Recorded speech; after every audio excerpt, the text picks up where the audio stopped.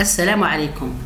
Donc, dans cette vidéo, on va voir les nouveautés apportées par Java au concept interface. Donc, dans la version 7 de Java et les versions antérieures, c'est-à-dire inférieures à la version 8, on connaissait la notion d'interface par la définition classique, c'est-à-dire qu'elle décrit en fait un contrat.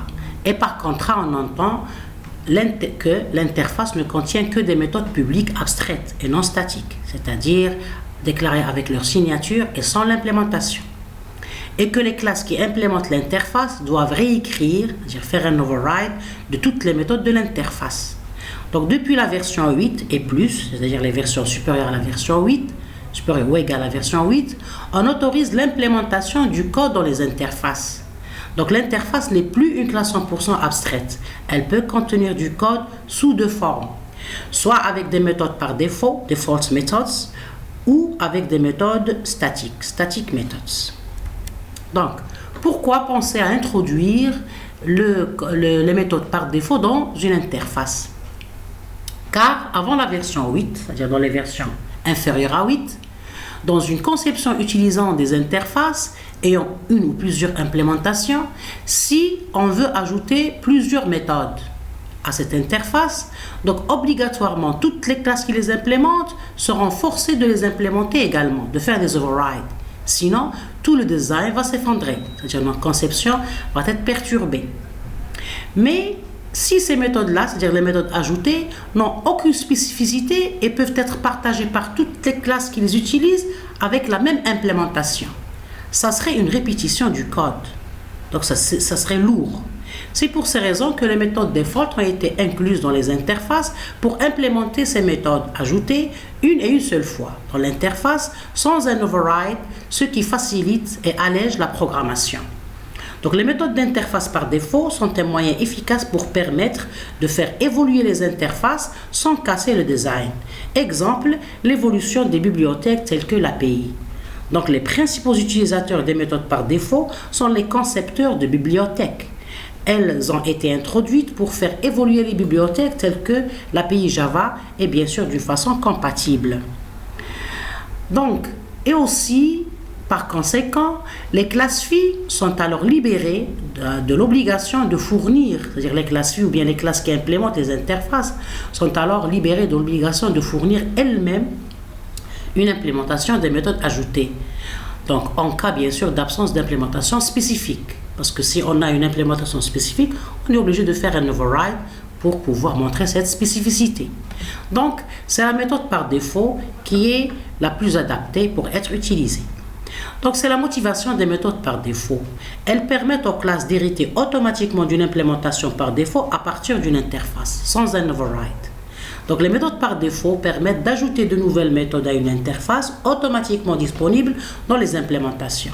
Ainsi, il n'est pas nécessaire de modifier les classes d'implémentation. Les méthodes default sont implicitement publiques, c'est-à-dire elles sont spécifiées avec le modificateur public, implicitement. On peut ne pas l'écrire. Et elles sont déclarées avec le mot-clé ou bien modificateur default au début de la signature de la méthode. Et bien sûr, elles doivent fournir un body, un corps. Elles doivent avoir un corps, c'est-à-dire fournir une implémentation. Donc ces diagrammes illustratifs montrent cette utilité. Donc par exemple, on déclare ici une interface qui s'appelle classe interface et qui est implémentée par 4 classes. Cette classe interface, au début, on va déclarer 4 classes abstraites, A, B, 4 méthodes abstraites, A, B, C, D. Donc puisqu'elles sont abstraites, automatiquement, elles doivent être redéfinies dans les 4 classes qui implémentent l'interface. Donc on remarque ici A, B, C, D, donc chaque classe qui implémente l'interface. Donc parce qu'on les a déclarées comme méthode abstraite. Dans le même diagramme, on va les déclarer par le modificateur default, c'est-à-dire comme des méthodes default. Donc elles doivent avoir un body au niveau de la classe interface ou bien au niveau de l'interface. Donc automatiquement, elles ne sont pas redéfinies au niveau des classes qui les implémentent. On remarque ici, il n'y a pas l'existence d'un override des 4 méthodes ici. A, B, C, D.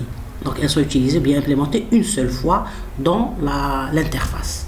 Et bien sûr, utilisées automatiquement dans les 4 classes. Elles peuvent les utiliser directement. C'est-à-dire on peut instancier un objet ici de la classe 2 méthode par exemple, et on peut appeler une des 4 méthodes parce qu'on les a déclarées comme default. Donc on remarque ici qu'il y a moins de code dans le deuxième modèle que dans le premier modèle. On a ici 4 implémentations fois 4, donc c'est 16. Ici on a une seule implémentation. Bien. Maintenant pour les méthodes statiques. Donc pourquoi penser à utiliser des méthodes statiques dans les interfaces? Donc en plus de pouvoir déclarer les méthodes default dans les interfaces, Java, à partir de la version 8 bien sûr, nous permet de définir et d'implémenter des méthodes statiques dans les interfaces. Car un appel statique se fait à travers la classe. On n'a pas besoin d'instancier aucun objet pour être exécuté. Donc Java 8 et supérieur autorise des méthodes statiques dans les interfaces, ce qui obéissent aux mêmes règles que celles que l'on connaît sur les classes statiques pour les classes abstraites et méthodes. Donc l'idée derrière la méthode d'interface statique est de fournir un mécanisme simple qui nous permet d'augmenter le degré de cohésion d'un dessin ou bien d'un design en assemblant des méthodes connexes en un seul lieu sans avoir à créer des objets. Donc ça revient toujours à une bonne gestion d'espace mémoire comme on a vu pour les éléments statiques dans les classes.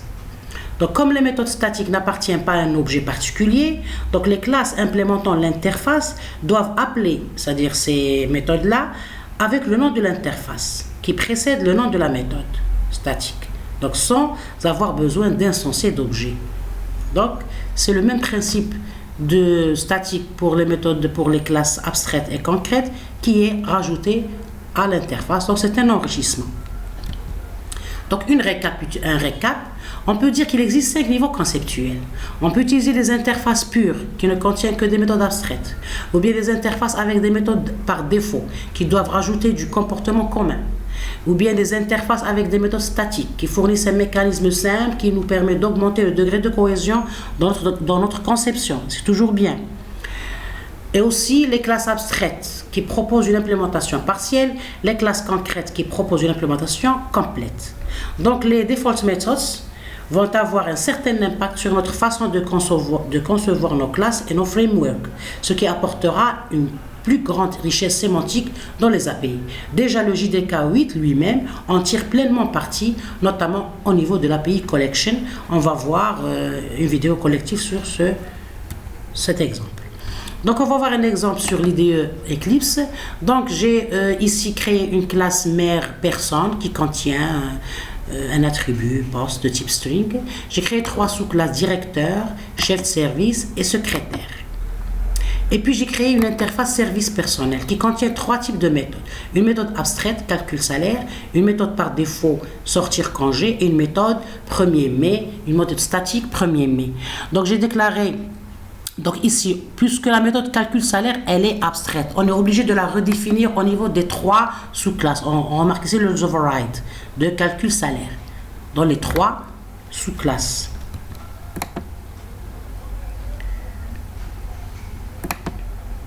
Mais on n'est pas obligé de faire un override des classes statiques et default. Donc on remarque ici qu'il n'y a pas override des classes 1er mai et sortir congé. Au niveau des 3 sous-classes, on n'a que la classe, le override de la classe abstraite calcul salaire. Pour les 2 autres, on va les appeler automatiquement. C'est-à-dire l'implémentation, elle est directe dans c'est-à-dire on peut utiliser directement sans les réimplémenter dans les classes phi. Donc là, dans la classe test, j'ai créé un objet de la classe directeur, un objet de la classe chef service et un objet de la classe secrétaire. J'ai fait appel aux méthodes statiques calcul salaire, aux méthodes par défaut et aux méthodes statiques. Donc je vais faire une exécution. Donc on remarque ici que pour les 3 appels de la méthode statique, on a ici méthode redéfinie, qui est le salaire du directeur. Méthode redéfinie pour salaire chef service et la même chose pour salaire secrétaire. Pour les autres méthodes, c'est des méthodes par défaut. Donc on a méthode congé qui est, c'est-à-dire c'est une méthode dont l'implémentation est commune pour les 3 services, directeur, chef service et secrétaire.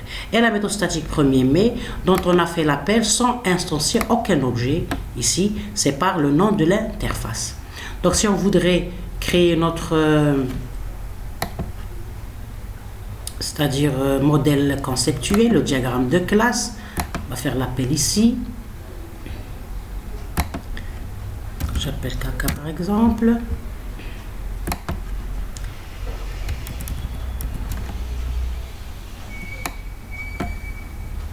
Donc, on remarque ici